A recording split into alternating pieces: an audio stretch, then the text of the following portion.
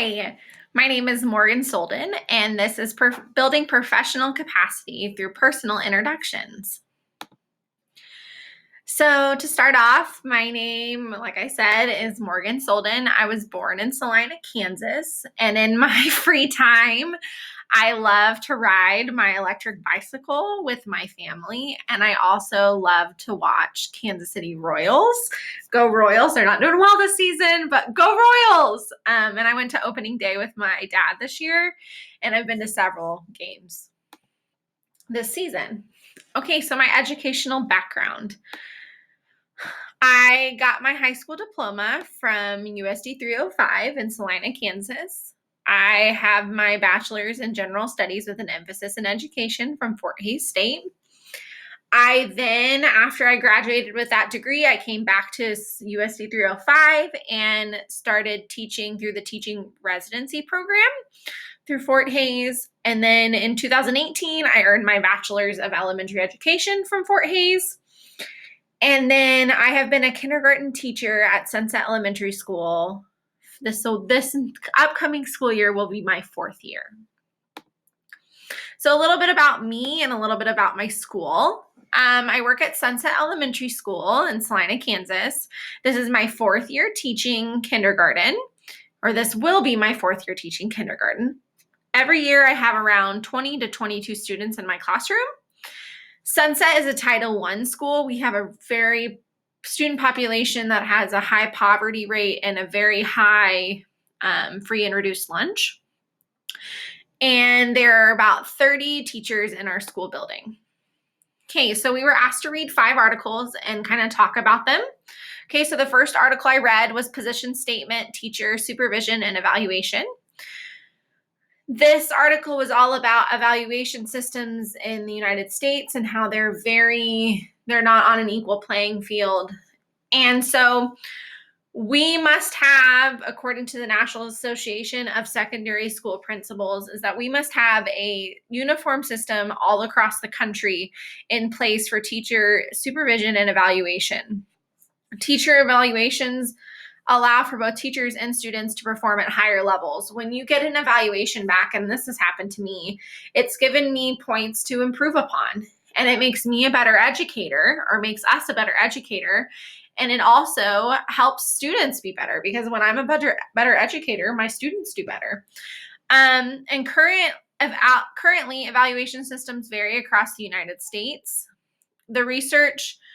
From the research, the current systems are only providing rubber stamps for teachers when instead they should be improving teachers. And I found that kind of interesting and true.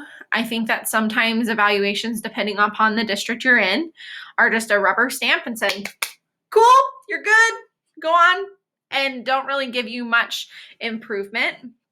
It's up to policymakers to improve the system and revamp teacher evaluation requirements. So 10 steps, then it kind of goes into the next article, and the next article talks about staff well-being. These articles really opened my mind to think about the staff that I'm in and the building I'm in, and understand why we need to think about staff and not just academic success. According to Garland, there are 10 steps every administrator should take to support staff well-being, okay? And I'm going to kind of go through them. The first one is that every person on a staff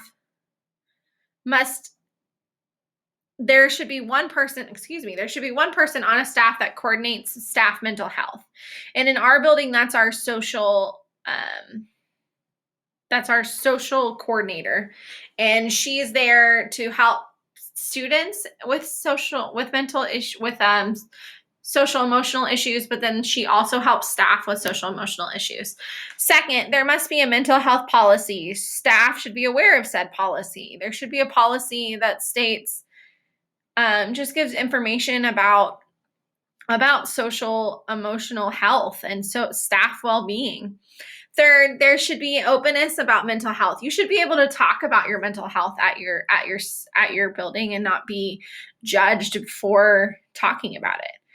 The fourth one is staff must feel supported when making decisions in complex situations.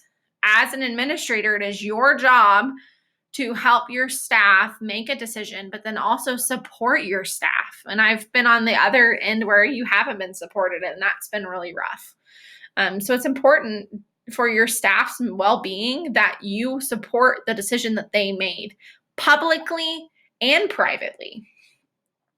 And then fifth, if a staff member does not feel that they can go to their principal, they should be able to go to another staff member and express that concern. The staff should have a big enough and positive enough culture where they should be able to communicate their concerns with others. And then 6, the school building could reduce the measures, could reduce the time, reduce all of the things on their plate to help them not spend their weekends at school. And I know that a lot of teachers have done that in my building. There's so much on our plates, and I feel as if, and I agree with what Garland said. I think that it's important to take some things off of their plate to help their mental well-being. 7, is there a space that in the school building that staff can go for a timeout?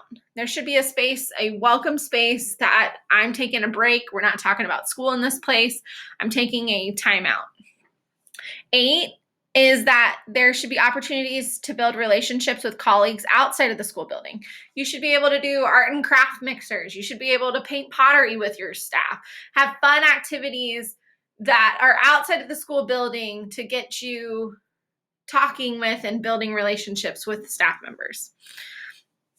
9, get input from staff about issues in your school. After getting input, address those issues.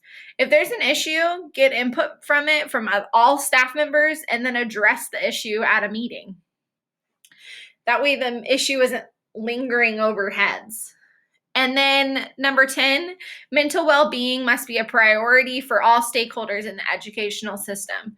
We can't push mental well-being to the side. It's important to have it up front and personal, according to Garland. The next article I read is a comparison of face-to-face and online training in improving managers' confidence to support the mental health of workers. This was really interesting to me because I've done face-to-face training and I've done online training.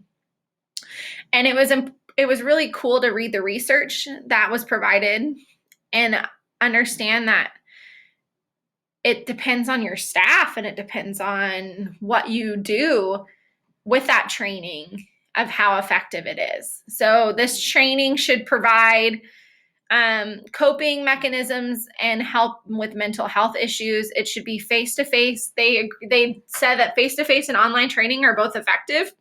However, an online training might be hard to retain the training, which is true. I've been to trainings where it was really hard to retain what was going on in the training.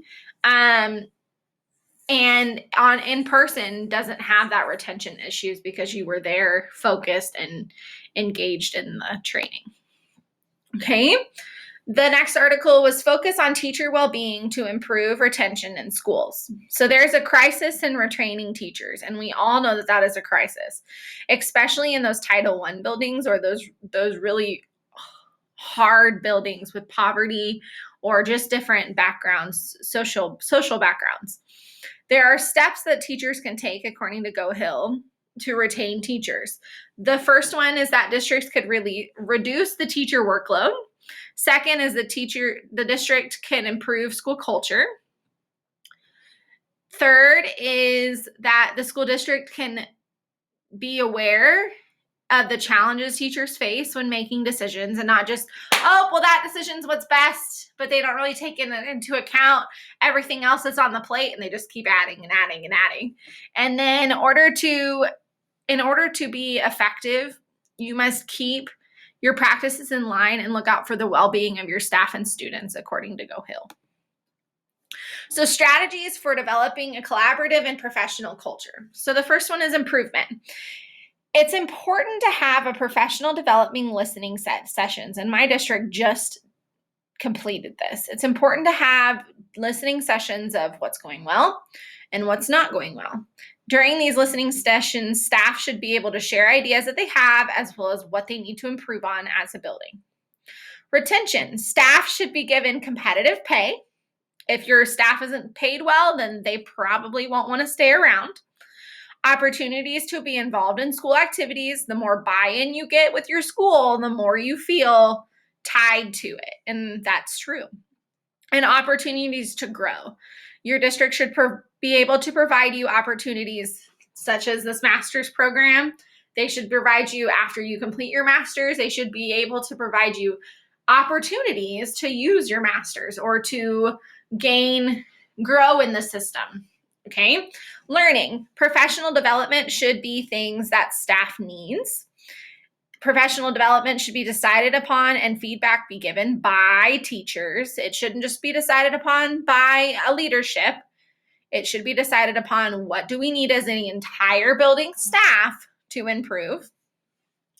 And asking your staff will give buy-in to the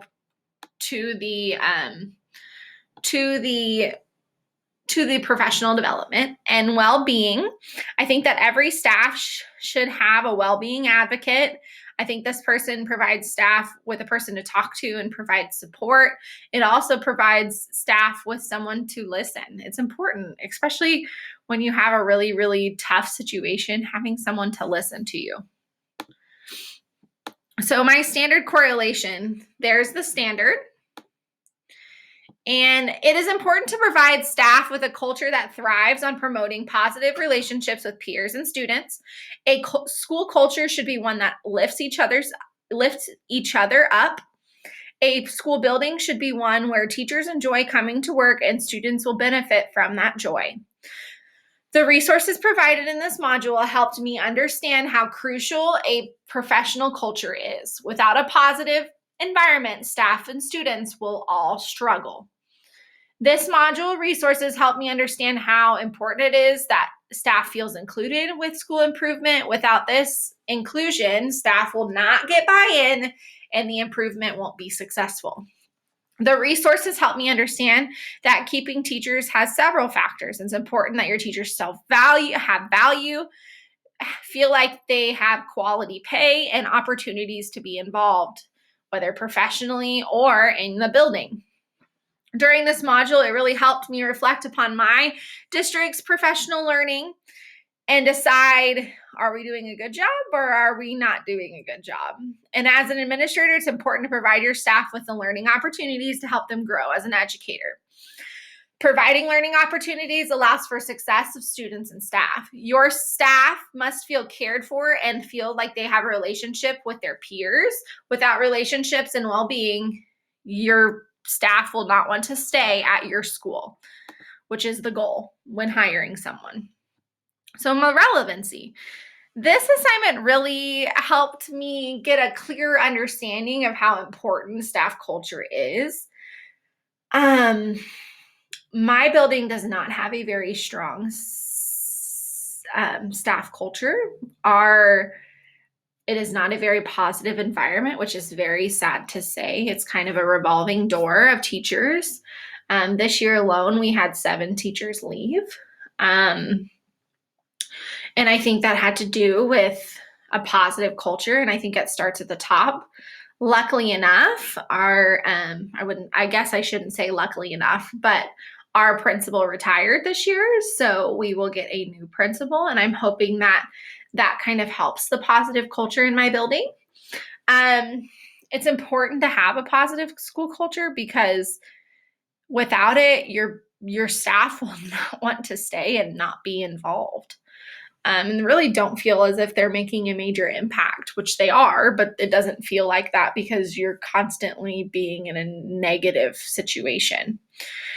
And I hope that as a principal, I can break the cycle of a revolving door. And I want everyone in my future school building to feel as if they are important and feel as if they matter. So my reflection as a school administrator, one of the things I will do is build a positive school culture. As a future administrator, I want my staff to feel as if they are valued and important. My current building does not have a positive school culture, and I would change by not we focus a lot on the academic professional development, and we do not maintain those relationships. And I think that's what's lacking. And I think to help our positive school culture, I think it would be important to build relationships with all staff members. And as a future leader, I will invest in my school staff and maintaining positive culture. Here, I'm trying to move me, are my resources. Thank you so much for listening today, and I cannot wait to continue this class.